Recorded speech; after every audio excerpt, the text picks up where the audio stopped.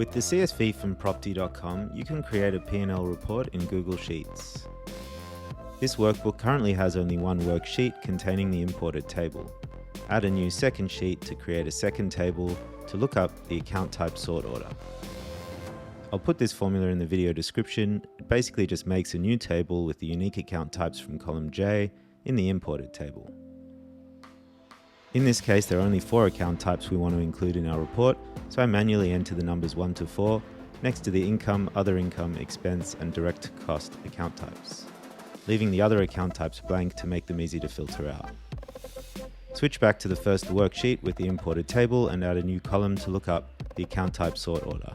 I'll put this formula in the video description, and finally select the whole range and create a new pivot table on a new worksheet.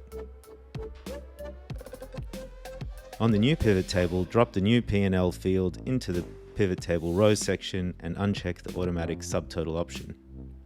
Include the same field, that's the new PnL field, into the filters section and filter out the blanks to only include the income and expense account types. Drop the account type field into the pivot table rows section. Include the financial year field in the pivot table columns section. Drop the net amount field into the values section and select the currency formatting for those values. This is the final report table.